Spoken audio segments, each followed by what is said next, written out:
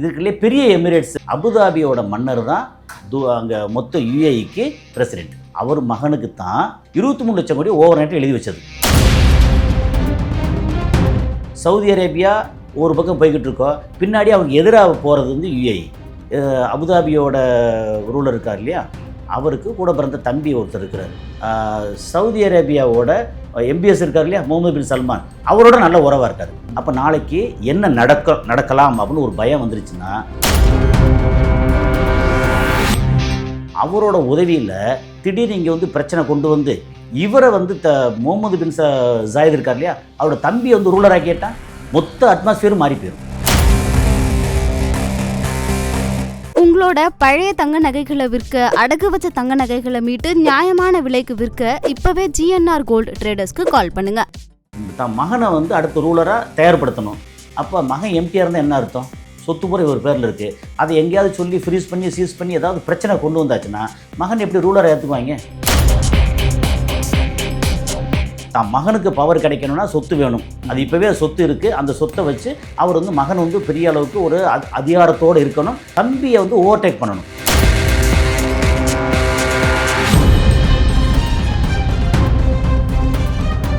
Reflect voice நேயர்களுக்கு வணக்கம். இன்றைய சிறப்பு நேர்காணலில் நாம் சந்திக்க இருக்கின்ற சிறப்பு விருந்தினர் அரசியல் சமூக திறனாய்வாளர் கசாலி அவர்களை வரவேற்று நிகழ்ச்சிக்கு செல்வோம். சார் வணக்கம். வணக்கம் நாசர். அபுதாபியுடைய மன்னர் அவருடைய சொத்துக்களை வந்து 23 லட்சம் கோடி வந்து அப்படியே அந்த சொத்துக்களை வந்து எழுதி வச்சிருக்கிறாரு. அப்படி சகோதரருக்கு எழுதி வச்சிருக்காரு, பையனுக்கு எழுதி வச்சிருக்கிறாரு அப்படின்ற மாதிரி வருது. ஆக்சுவலாக அது என்ன விஷயம் சார்? அது 23 லட்சம் கோடி, 23 லட்சங்கிறதே நம்ம ஊர்களில் பெருசு. 23 கோடின்னா அதை விட தாண்டியது. 23 லட்சம் கோடினா அந்த 1,76,000 கோடின்னு சொல்லிட்டு எனக்கு நல்லா நினைவுக்கு தினமலர்ல பார்த்தது. அதையெல்லாம் தாண்டி இருக்கும் போல எங்கேயோ போயிருக்காமா. என்ன சார் விஷயம் அது? இது வந்து இப்போ சமீபத்தில் வந்த செய்தி தான். இப்போ அதோட அட்மாஸ்பியர் என்னங்கிறத ஒரு சின்ன விளக்கிட்டோம்னா நமக்கு வந்து ஈஸியாக இருக்கும். நம்ம மக்களுக்கு வந்து எப்படின்னா, துபாய் அப்படிங்கிறது அது ஒரு அமீரகம். ஏன் துபாய்னு சொல்கிறோம்னா, துபாய் வந்து தன்னை வந்து ரொம்ப பிரபலியப்படுத்திக்கிட்டாங்க. அபுதாபி வந்து பிரபலியப்படுத்திக்கல. ஸோ அமைதியாக இருந்தாங்க. ஏன்னா அபுதாபியில் வந்து நிறைய ஆயில் இருக்குது. அந்த வருமானம் வந்து ஆயில் வருமானம். துபாயில் வந்து ஆயில் இல்லைங்கிற என்ன 5% முன்னாடி இப்போ 1.5% அவங்களுக்கு ஜிடிபியில் மொத்தமே. ஸோ ரொம்ப ரொம்ப குறைவு. ஒரு டீ செலவுக்கு அப்படின்னு வச்சுக்கோமே, அவ்வளோதான் துபாய். அப்போது துபாய் வந்து சர்வீஸு, இது டூரிசம், அந்த மாதிரி இந்த செக்டர். அப்புறம் யாரெல்லாம் உலகத்தில் முல்லை மாதிரி முடிச்ச வைக்கி பெரிய பணக்காரன் பணங்கள்லாம் இப்போ அங்கே போய் இன்வெஸ்ட் பண்ணலாம் முல்லை மாதிரி முடிச்சு வைக்கல. உலகத்தில் எப்படிலாம் வந்து தப்பான பணம் ரைட்டான பணம் நிறையா வச்சுருக்கியா, கோடியாக வச்சுருக்கியா, கொண்டு வந்து கொட்டு அப்படின்னு துபாயோட கருப்பு பக்கங்களை பற்றி, கருப்பு பக்கங்கள் ப்ளஸ் நல்ல பக்கம் ரெண்டையும் பேசியிருப்போம். துபாயை பற்றி ப்ளஸ் மைனஸ். நமக்கு துபாயை பற்றி புகழ்ந்து பேசினா என்ன ஆகும் போது, இழந்து பேசினா என்ன, அதெல்லாம் ஒன்றும் இல்லை. அங்கே என்ன நடக்குது அப்படிங்கிறத சொல்கிறோம்ல. ஸோ துபாய் ஒரு எமிரேட்ஸ். அதே மாதிரி இதுக்குள்ளே பெரிய எமிரேட்ஸ் அங்கே எப்படின்னா யுஏஇயில் யுனைடெட் அரப் எமிரேட்ஸ். அதில் பெரிய எமிரேட்ஸ் வந்து அபுதாபி. அபுதாபியோட மன்னர் தான் அங்கே மொத்த யுஏஇக்கு என்ன சொன்ன பிரசிடென்ட். ஓகே. ஸோ அவர் தான் அதிபர் அங்கே. அதுக்கு அடுத்த லெவலில் இருக்க வந்து vice president come prime minister. அது வந்து துபாயோட மன்னர். அங்கே வந்து இன்னும் மன்னராட்சி. ஓகே. அதனால் ரூலர்ஸ் தான் அங்கே. எமீர்மாங்க, ரூலர்ஸ்மாங்க, மன்னராட்சி அப்படி வச்சுக்கலேன்.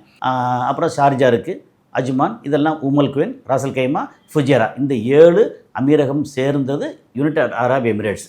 அங்கே வந்து இப்போ சமீப காலங்களில் நமக்கு என்ன நடந்துச்சுன்னா, அந்த மொத்த ஜிசிசி கண்ட்ரியில் யுஏஇ ஒன்று, அப்புறம் யுஏஇ இடத்துக்கு ஜஸ்ட் மேலே கொஞ்சம் சின்ன ஒரு ஏரியானா கத்தார், கீழே வந்து ஒரு பெரிய ஏரியானா ஒமான், லெஃப்ட் சைடில் ஒரு மிகப்பெரிய ஏரியானா சவுதி அரேபியா, அதுக்கப்புறம் சவுதிக்கு மேலே காஃப்ஜி, அதை தாண்டி ஈராக்குக்கு கீழே Kuwait. So GCC country, gulf countries council, அது சம்திங் ஜிசிசி. அப்போது சவுதி அரேபியா, குவைத்து, பஹ்ரைனு ஒரு சின்ன குட்டி தீவு, பஹ்ரைனு, யுஏஇ, கத்தாரு, ஒமான் அப்படிங்கிறது. ஓமான் வந்து என்ன சிறப்பு அப்படின்னா, அந்த மொத்த 6 ஜிசிசி கண்ட்ரியில் நல்ல வாழை இது அப்புறம் அக்ரிகல்ச்சர் ரொம்ப நல்லா இருக்க கண்ட்ரி வந்து ஓமான். ஸோ இது வந்து ஒரு புரிதலுக்காக. யுஏஇ வந்து எப்போவுமே இந்த ஜிசிசி கண்ட்ரி அவங்களுக்குள்ள ஏன் கோஆப்ரேஷன்னா, அவங்களுக்கு மொத்தமாக கிடைக்கிது நிலத்துக்கு கீழே இருந்து இப்போ குரூட் ஆயில் கிடைக்கிது. அதுக்காக அவங்களுக்கு வந்து மொத்தம் ஒரு கவுன்சில், கல்ஃப் கவுன்சில் வச்சாங்க. அது ஏன் வச்சாங்கன்னா, இந்த 6 கண்ட்ரி இது இல்லாமல் மேலே போயாச்சுன்னா ஈரான், ஈராக் இருக்குது, அந்த பக்கம் லெபனான், ஜோர்டான், சிரியா, எகிப்து வந்து அந்த ஒரு பார்ட்டு அங்கே இதில் போயிடும், ஆஃப்ரிக்கா சைடில் போயிடும். ஸோ இதெல்லாம் பார்க்கும்போது நம்ம மக்கள், இதை பார்க்குற மக்கள் என்ன செய்வாங்கன்னா, படாருன்னு மிடில் ஈஸ்ட் மேப் அப்படின்னு எடுத்து பார்த்தாங்கன்னா, மேப்பில் வந்து இது சவுதி அரேபியா அப்படி தெரியும். அப்போ புரிதல் கொஞ்சம் ஈஸியாக இருக்கும். சரி, இப்போ நம்ம இந்த விஷயத்துக்கு வருவோம். என்னென்னா இப்போ சமீப காலங்களில் எங்கெல்லாம் சவுதி அரேபியா ஒரு பக்கம் போய்கிட்டு இருக்கோ பின்னாடி அவங்க எதிராக போகிறது வந்து யுஏஇ.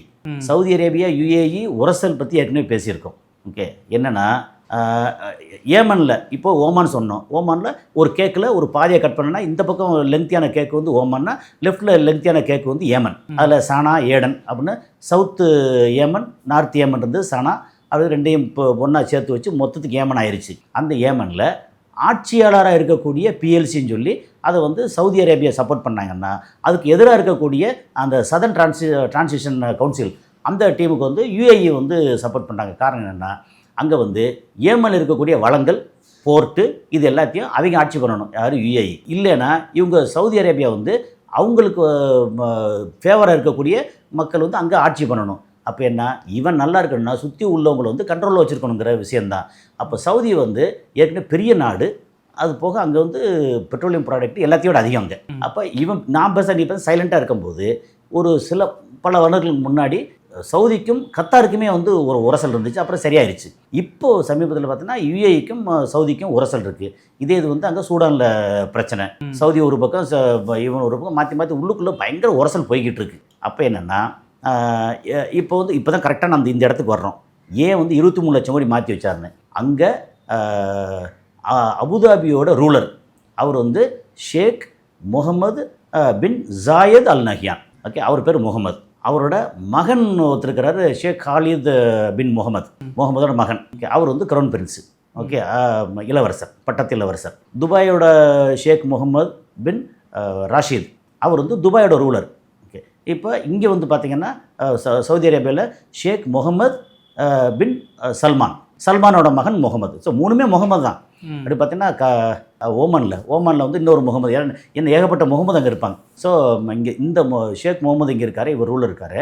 இவருக்கும் சவுதியோட ஷேக் முகமதுக்கும் பிடிக்கலை. MBS இது MBZ. முகமது பின் சல்மான், முகமது பின் ஜாயத் இவருக்குமே பிடிக்கல. 2 பேருக்கு உரசல். ஓகே, ஆனால் இவரோட மகன் க்ரௌன் பிரின்ஸாக இருக்கார் இல்லையா, அவர் மகனுக்கு தான் 23 லட்சம் கோடி தான் சொத்து. மொத்தம் ஒரு 33 லட்சம் கோடி 35 லட்சம் கோடி சொத்தை வந்து 23 லட்சம் கோடி ஓவர் நைட்டில் எழுதி வச்சது. என்ன காரணம் சொல்லி உள்ள டீட்டெயில் பார்த்தோம் அப்படின்னா, அபுதாபியோட ரூலர் இருக்கார் இல்லையா, அவருக்கு கூட பிறந்த தம்பி ஒருத்தர் இருக்கிறார். அவர் வந்து தகணும்னு நினைக்கிறேன், அது பேர் வந்து கொஞ்சம் சப்ஜெக்ட் கரெக்ஷன்.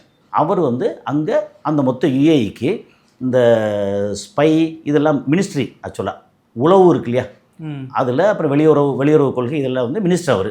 அவர் பயங்கர சுறுசுறுப்பாக ரொம்ப நல்ல பயங்கர பேர் வாங்கினாலும் ஒரு கெட்டிக்கார்.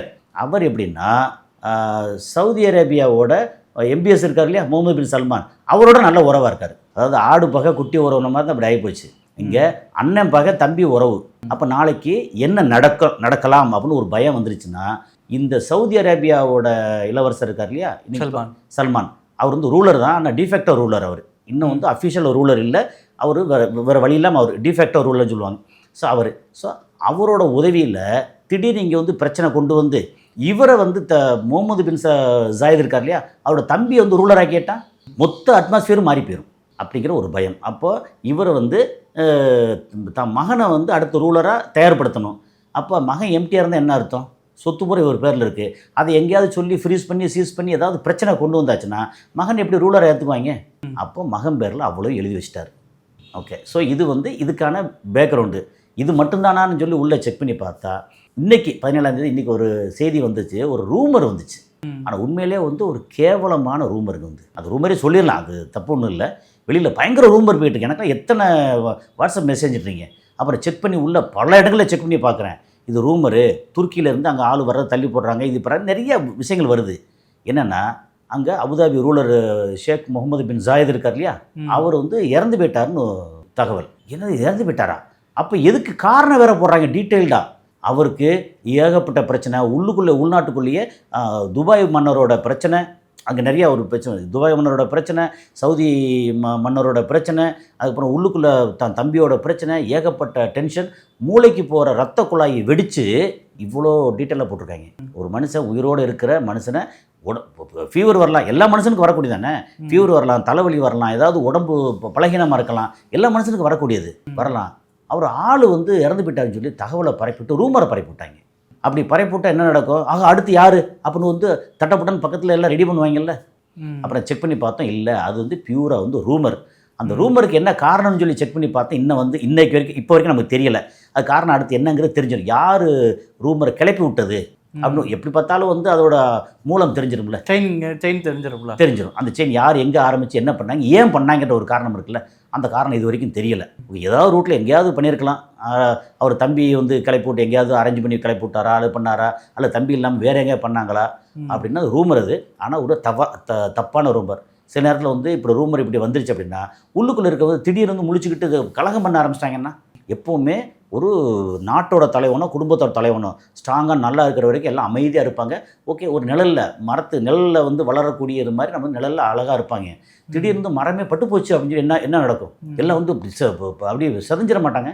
அந்த மாதிரி வந்து ஒரு பிரச்சனை வந்து சேர்ந்துடும். அப்படி ஸோ இந்த ரூமர் வந்துருச்சு. அப்புறம் இந்த பணம் வந்து ஒருவேளை அவர் மகனுக்கு ஷேக் காலித் பின் முகமது அவருக்கு எழுதி வச்சதுனால இதை வந்து எல்லாரும் வந்து அவரை இதாக ஏற்றுக்குருவாங்களா அப்படின்னா தெரியல. அதுக்கு வந்து அந்த கவுன்சில் இருக்குது, அந்த மொத்த UAE கவுன்சில் இருக்கு இல்லையா, அவங்க எல்லாம் ஒன்றா உட்காந்து இந்த ஷேக் முகமதுக்கு அப்புறம் வந்து யார் வர்றது, இவர் கரெக்ட் தானா இல்லையான்னு சொல்லி எல்லாம் சேர்ந்து முடிவு பண்ணுவாங்க. ஆனால் எங்கே பண்ணாலும் எது பண்ணாலுமே பணம் தான் முடிவு பண்ணும். இப்போ அதிகமான பணம் வந்து UAEயில் அபுதாபியில் தான் இருக்குது. அடுத்த கட்டத்தில் பணம் வந்து துபாயில் இருக்குது. அதுக்கப்புறம் தான் ஷார்ஜாவில் கொஞ்சம் ஏதோ துபாய் வந்து வளர வளர பக்கத்தில் இருக்க ஷார்ஜா வேறு வழி இல்லாமல் வளர்கிற மாதிரி, அதாவது நெல்லுக்கு பாயிற தண்ணி வந்து புல்லுக்கும் பாயிற மாதிரி. அது அக்கட்டி ஷார்ஜா புல்லுன்னு சொல்லலை, ஷார்ஜாவோட எஃபர்ட் இருக்குல்ல, ஷார்ஜா எஃபர்ட்லெஸ், துபாய் வந்து பயங்கர எஃபர்ட்டு. காரணம் எனக்கு ஒன்றுமே கிடையாது, எம்டியாக இருக்கும். நம்ம வளரணும் அப்படின்னு ஏகப்பட்ட விஷயங்களை தளர்த்தி விட்டு நிறைய வளர்த்தாங்க. அது வளரும்போது அங்கே வந்து சார் துபாய் வந்து ரொம்ப நெருக்கடியாக இருக்குது, அப்போ வாடகைக்கு இருக்கிறது இங்கே பில்டிங் கன்ஸ்ட்ரக்ஷன் அதுன்னு சொல்லி பக்கத்தில் இருக்க ஷார்ஜா வந்து தானும் வளர்ந்துச்சு. அதுக்கு பக்கத்தில் இருக்கிற அஜ்மான் வந்து இன்னும் பெருசாக வளரலை. இருந்தால் கூட அங்கே போட்டுக்கிட்டு எல்லாம் இருந்தால் கூட இன்னும் பெருசாக வளரல. இருக்கிறதுல ரொம்ப மோசம் வந்து உம்மல் கோயின். என்ன பண்ண அவங்களுக்கு எதுவும் தெரியாது. அப்புறம் ராசல் கேமா இருக்கிற மலையை பூரா வெட்டி வெளியே ஊற்றிட்டு இருந்தாங்க, மலையை காணாம போச்சு. அப்புறம் என்னடா பண்ணுறது அப்படின்னா, ஓகே உனக்கு நீ கேஷினோ ஓப்பன் பண்ணிக்கோ. ஐ திங்க் இங்கே அங்கே ராசல் கேமெல்லாம் கேஷினோ ஓப்பன் பண்ணுறாங்க, அஜ்மாலையும் கேஷினோ ஓப்பன் பண்ணுறாங்க நினைக்கிறேன், இஃப் ஐம் நாட் ராங். இப்படி இந்த மாதிரி ஒவ்வொரு இடத்துக்கும் வந்து என்ன இந்த ஜாலியாக இப்படி எல்லாத்தையும் ஓப்பன் பண்ணி விட்டு சம்பாதிச்சுங்கடா அப்படின்னு சொல்கிற மாதிரி நல்ல வழியில் சம்பாதிக்கிற கொண்டே காணும். ஒரு இண்டஸ்ட்ரி பெருசாக ரெடி பண்ணுறோம், ஒரு கார் மேனுஃபேக்சரிங் பண்ணுறோம், இது வேறு எலக்ட்ரானிக் ஐட்டம் மேனுஃபேக்சரிங் மக்கள்லாம் கொண்டு வந்து எல்லாருக்கும் வேலை வாய்ப்பு கொடுக்குறோம். அப்படி ஒன்றும் காணும். நீ வந்து கேஷனை ஓப்பன் பண்ணு, நீ வந்து பார் ஓப்பன் பண்ணு, நீ வந்து சரக்கை கொண்டு வந்து சேரு. இல்லை அது இப்போ இந்த மகனுடைய இளவரசனுடைய பிரச்சனைக்கு பின் அந்த சொத்து பரிமாறதுக்கு முன்னாடி சவுதி தான் காரணம். சவுதி வந்து ஒரு முக்கியமான காரணம். ஏன்னா நாளைக்கு என்ன சவுதி காரணங்கிறத விட சொந்த தம்பி காரணம், அவரோட சொந்த தம்பி. நாளைக்கு ஏதாவது ஒரு சின்ன ஒரு விஷயத்தில் சவுதி வந்து தம்பிக்கு சப்போர்ட் பண்ணிட்டேன் அப்படின்னு சொல்லியாச்சுன்னா அண்ணனுக்கான பலம் குறைஞ்சிரும். சரி, நாளைக்கு அவருக்கே உடம்பு சரியில்லை, சம்திங் வச்சுக்கோங்க, உடம்பு சரியில்லை, இது இல்லை பையனை வந்து அடுத்து வரணும், பையன் வந்து கரோன் பிரின்ஸாக இருக்கும்போது தம்பி வந்து டேக் ஓவர் பண்ணிட்டா அப்படின்னு. ஏன்னா இப்போ மன்னர் அந்த மாதிரி இந்த இதில் வந்து நம்ம மேலே என்ன நடக்குதுன்னே நமக்கு வந்து தெரியாது. அந்த காலத்தில் முகலாயர் காலத்தில் நம்ம இங்கே வந்து நிறையா வரலாறு படிச்சிருப்போம். அது யாராவது இவர் தான் மன்னர், அடுத்த மன்னர்னு சொல்லி வாரிசுன்னு சொல்லிட்டு இருப்பாங்க. கடைசியில் அவர் எல்லாத்தையும் போட்டு தள்ளிட்டு 4வது மகன் வந்து அவுரங்கசீப் வந்த மாதிரி, அவருக்கு முன்னாடி சலீம் வந்த மாதிரி, அதுக்கு முன்னாடி ஷாஜகான் வந்த மாதிரி, இப்படி ஏகப்பட்ட வந்து இப்படி புரிஞ்சுக்கலாமா?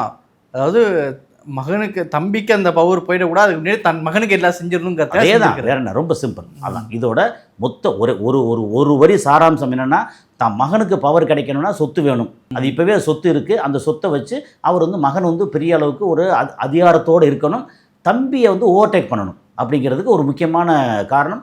அதுக்கு என்ன சொல்ல வரேன்னா, என் மகனுக்கு இவ்வளோ சொத்து இருக்குது, சவுதி அரேபியா ஒன்றும் செய்ய முடியாது, ஏன்னா இல்லை சவுதி மன்னர் இங்கே சப்போர்ட் பண்ணால் கூட க்ரௌன் பிரின்ஸுக்கு தான் சொத்து இருக்குது அப்படிங்கிறதுக்கு ஒரு இதாக சொல்லிக்கிறலாம். ஆனால் இன்னும் வந்து 100% தெளிவான இது வந்து கிடைக்கல. இன்னும் நிறைய தேடத்தான் செய்கிறோம். ஆனால் இதெல்லாம் வந்து எப்படின்னா கிட்டத்தட்ட அங்கே டீட்டெயில் பார்க்க நம்ம கல்ஃப் நியூஸில் பார்ப்போம், அதில் பெருசாக வராது. வேறு ஐட்டங்களில் பார்ப்போம் இல்லையா, பார்க்கும்போது ஓ இதுதான் காரணமோ, ஓ இது காரணமாக இருக்குமோ அப்படின்னு இதோட தொகுப்பு தான் நம்ம பேசுகிறது. இதில் 100% உண்மை இருக்கா, உண்மை இல்லையா, இல்லை உண்மை இருக்குது இல்லை, ஆனால் 100% இதுதான் காரணம்னு சொல்லி யாருமே சொல்லலை இது வரைக்கும். சரிங்க சார், நிகழ்ச்சியில் பங்கிட்டு உங்களுடைய கருத்துக்கு நேரத்துக்கு மிக நன்றி. நன்றி.